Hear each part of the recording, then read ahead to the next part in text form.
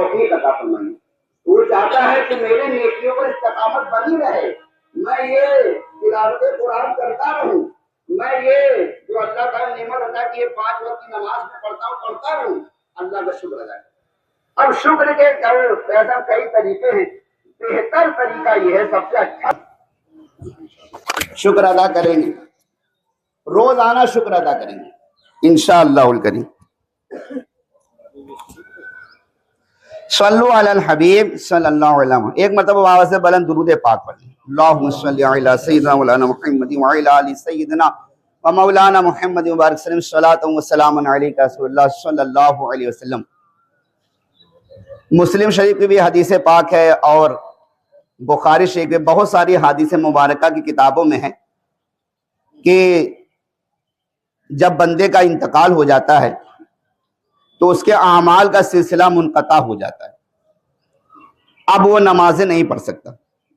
دنیا دار العمل ہے اور آخرت کیا ہے؟ دار الجزا۔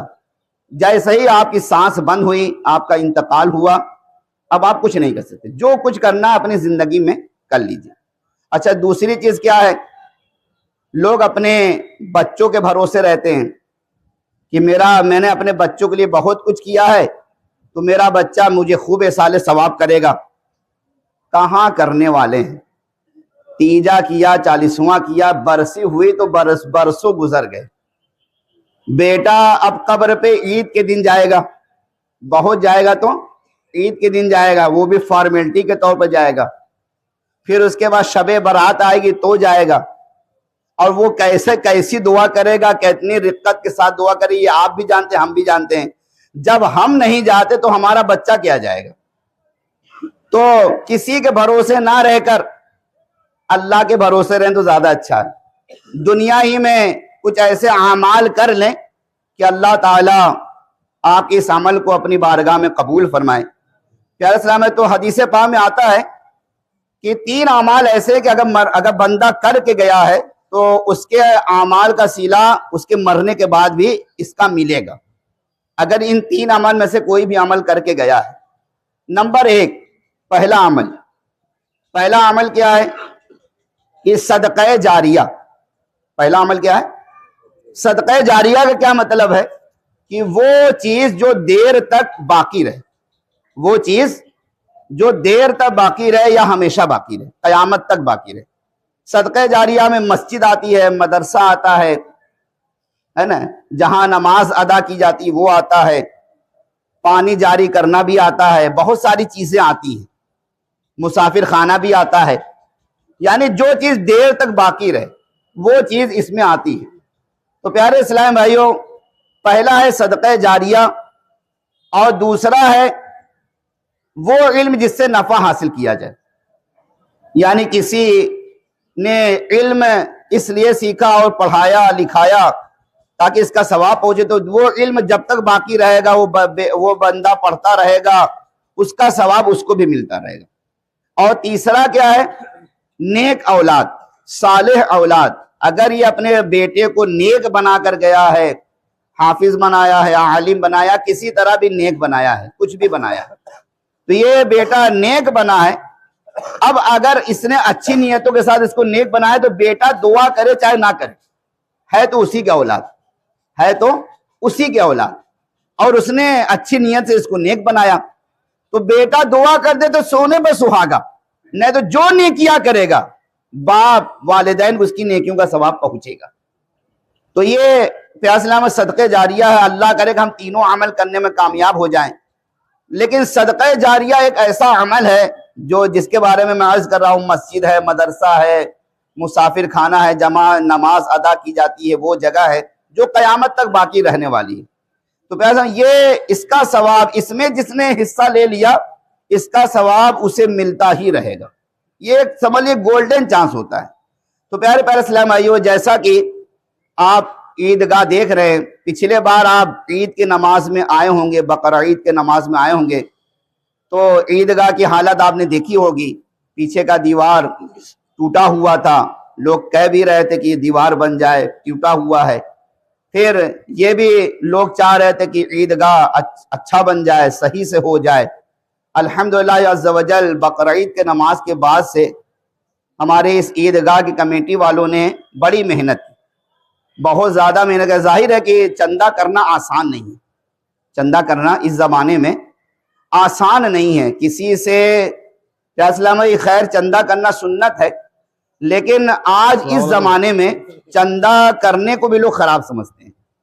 اپنے لیے اگر کوئی کرے تو واقعی میں خراب سمجھنا چاہیے، لیکن اگر کوئی مسجد و مدرسہ کے لیے کر رہا ہے، اپنے لیے نہیں کر رہا ہے، تو اس کو اچھا سمجھنا چاہیے۔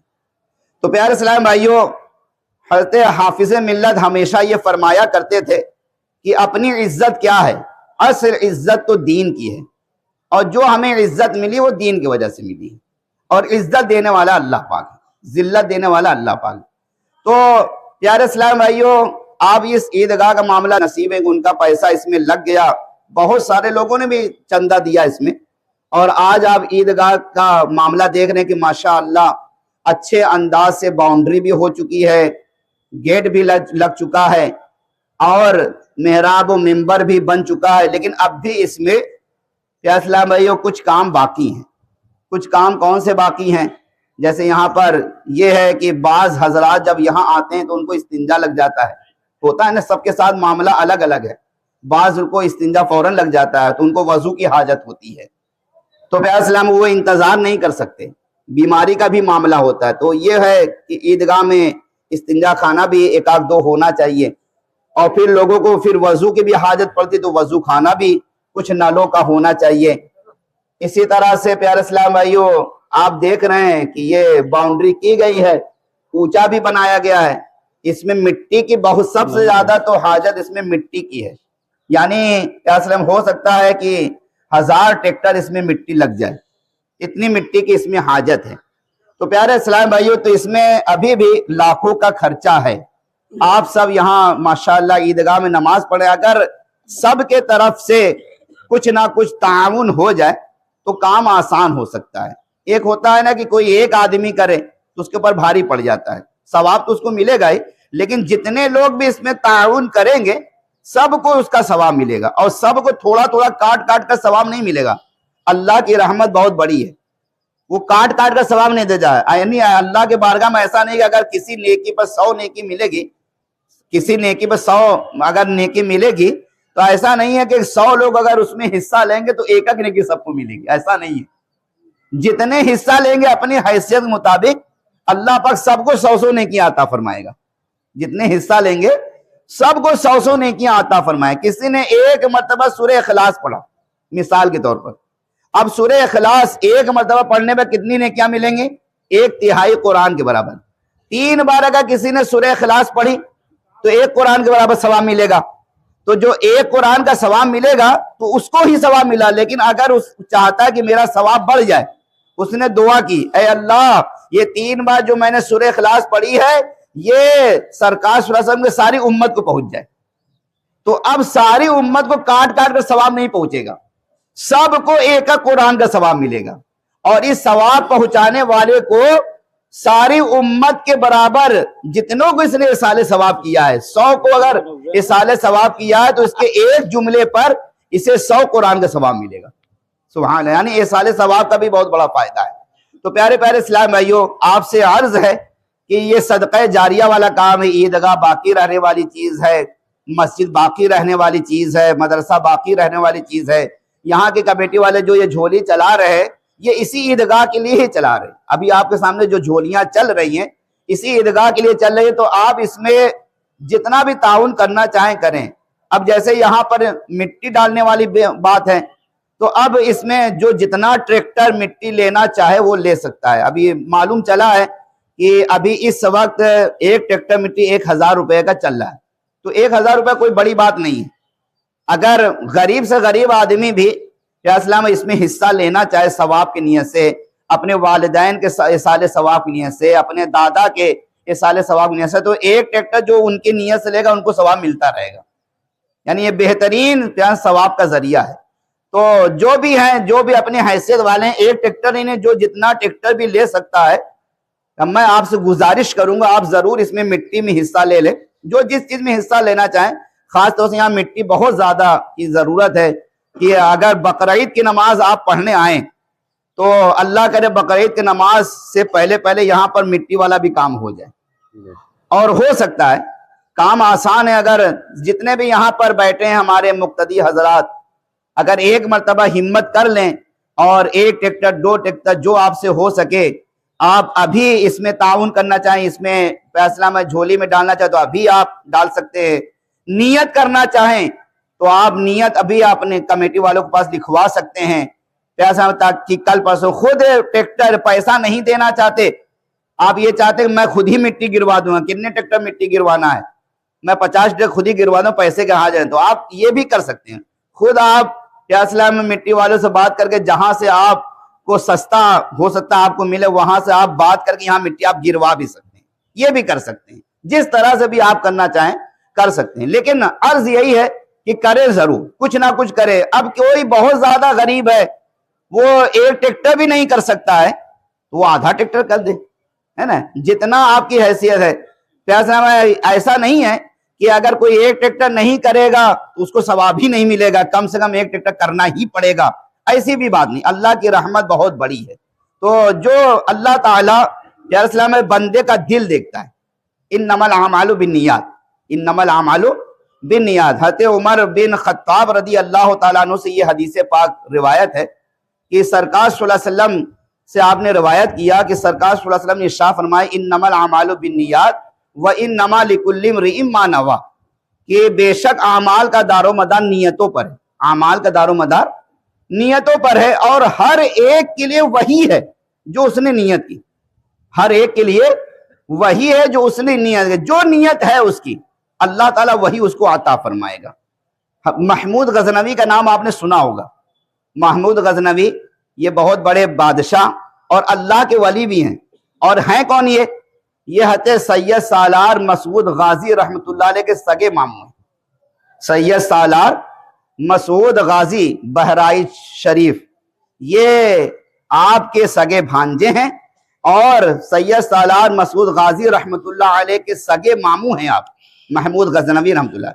اور سید سالار مسعود غازی رحمۃ اللہ علیہ کے بارے میں کیا ہے، علماء فرماتے ہیں، اولیاء اللہ فرماتے ہیں کہ سید سالار مسعود غازی رحمۃ اللہ علیہ کے بارگاہ سے ولایت بڑھتی ہے، سلطان الاولیاء کہے جاتے ہیں آپ، اور آپ کے سگے ماموں محمود غزنوی ہیں۔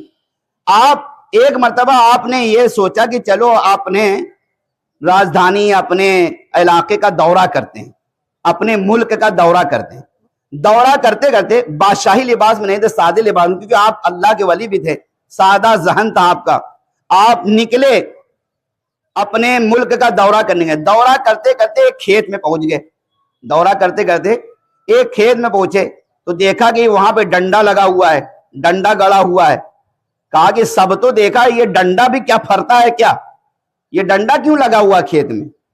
تو آپ کے ساتھ میں جو آپ کے وزیر تھے اس نے کہا کہ حضور یہ ڈنڈا نہیں ہے، یہ گنا ہے، یہ ڈنڈا نہیں بلکہ گنا ہے۔ کہ یہ گنا کیا ہوتا ہے، ہم نے تو کبھی دیکھا نہیں۔ کہا کہ وہ جو جس میں سے شکر نکلتی ہے، شکر جو آپ شکر میٹھا ڈال کے کھاتے ہیں، اس گنے سے وہی رس نکلتا ہے، شکر کا رس، اسی سے شکر بنتا ہے۔ کہا کہ اچھا، کہا کہ کیا یہ ایسے بھی کھایا جاتا ہے؟ کہا کہ ہاں ایسے بھی کھایا جاتا ہے، بڑا ٹیسٹی ہوتا ہے۔ کہا کہ کھلاؤ، ایک لاؤ، تو ایک گنا لایا گیا، اس کی پھاک بنائی گئی اور محمود غزنوی کو پیش کیا گیا۔ محمود غزنوی نے ایک پھاک کھائی، بڑا میٹھا، چوسا تو بڑا میٹھا، دوسری پھاک کھائی تو وہ بھی بڑا میٹھا۔ دل میں خیال آیا، نیت دل کے خیال کو کہتے ہیں، نیت دل کے سوچ کو کہتے ہیں۔ دل میں جو خیالات آتے ہیں، خیال پر جو بات جم جاتی ہے اسی کو نیت کہتے ہیں۔ خیال تو آتے ہی رہتے ہیں لیکن جس پر بات جم جائے وہی نیت ہو جاتی ہے۔ دل میں خیال آیا اور اسی پہ بات جم گئی۔ خیال کیا آیا؟ یار یہ تو زمین بڑی اپجاؤ ہے اور اس سے بادشاہ یعنی میرے مالیت میں بہت اضافہ ہو سکتا ہے، میرے مالیات میں بڑا اضافہ ہو سکتا ہے۔ ایسا کرتے یہ زمین اس کسان سے ہم لے لیتے اور اس کے بدلے میں دوسری چیز کوئی دے دیتے، اور یہ زمین اپنے مالیات میں لے لیتی، اس سے ہمارے مالیات میں اضافہ ہوگا۔ اس کے بعد بس یہ خیال آنا تھا اور جمنا تھا، جم چکی بات، نیت ہو گئی۔ تیسرا پھاگ محمود غزنوی نے اٹھایا تو وہ پھیکا، چوتھا پھاگ محمود غزنوی نے اٹھایا تو پھیکا۔ کہا کہ اچھا یہ بتاؤ وزیر صاحب، کیا گنے میں یہ بھی ہوتا ہے کیا، کچھ میٹھا کچھ پھیکا؟ کہا کہ نہیں، جو گنا میٹھا تو میٹھا اور گنا میٹھا ہی ہوتا ہے، پھیکا نہیں ہوتا۔ کہا کہ نہیں تمہاری بات غلط ہے، 2 پھاگ ابھی میں نے چوسا ہے وہ میٹھا، اور ابھی 2 پھاگ چوسا ہے وہ پھیکا، اسی میں تم بھی چوسو۔ وزیر نے بھی 1 پھاگ اٹھایا اور چوسا تو واقعی میں پھیکا تھا۔ کہا کہ بادشاہ بات سمجھ میں نہیں آ رہی ہے، پہلی مرتبہ یہ ہمارے ساتھ ہو رہا ہے، آج تک ایسا نہیں ہوا۔ چلو کسان سے ہی پوچھتے ہیں۔ کسان کو بلایا گیا، بھائی تمہارے یہاں جو کھیت میں گنا لگا ہے کیا یہ دوسرے نسل کا گنا ہے؟ ویسے تو گنا میٹھا ہی ہوتا ہے، لیکن اس میں تو پھیکا پھیکا نکل رہا ہے، پھیکا میٹھا پھیکا میٹھا، کیا بات ہے؟ تو کسان نے کہا گنا میٹھا ہی ہوتا ہے، پھیکا نہیں ہوتا۔ کہا تم بھی چکھو۔ کسان نے بھی 1 پھاگ چکھا تو واقعی میں پھیکا تھا۔ کہا کہ اب بتاؤ اب کیا کہتے ہو، پھیکا ہے کہ نہیں پھیکا ہے؟ کہا پھیکا ہے۔ کہا کیوں پھیکا ہے، وجہ بتاؤ۔ کسان نے کہا بڑی عقل مندی والی بات کہی، بڑی عقل مندی، بات سمجھنے والی ہے۔ کسان نے کہا لگتا ہے کہ ہمارے ملک کے بادشاہ کی نیت بدل گئی ہے۔ جب ملک کے بادشاہ کی نیت بدل جائے تو ملک کا نظام درہم برہم ہو جاتا ہے، اور جب ملک کے بادشاہ کی نیت اچھی ہو جائے تو ملک کا نظام اچھا ہو جاتا ہے۔ میرے ملک کے بادشاہ کی نیت یقیناً بدل گئی ہے، اس لیے گنے کا رس بھی ختم ہو چکا ہے۔ بادشاہ چونکہ کھڑا تھا، کسان بادشاہ کو پہچان نہیں رہا تھا، سادے لباس میں تھا۔ محمود غزنوی سمجھ گئے کسان بہت صحیح بات کہہ رہا ہے، انما الاعمال بالنیات وانما لکل امرئ ما نوی، کیونکہ محمود غزنوی اللہ کے ولی تھے، محمود غزنوی عالم بھی تھے۔ ولی عالم ہوتا ہے، ولی کے لیے عالم ہونا شرط ہے۔ بات سمجھ میں آ گئی کہ یہ کسان مجھے علم کی بات بتا رہا ہے، فوراً اپنی نیت اس نے تبدیل کی۔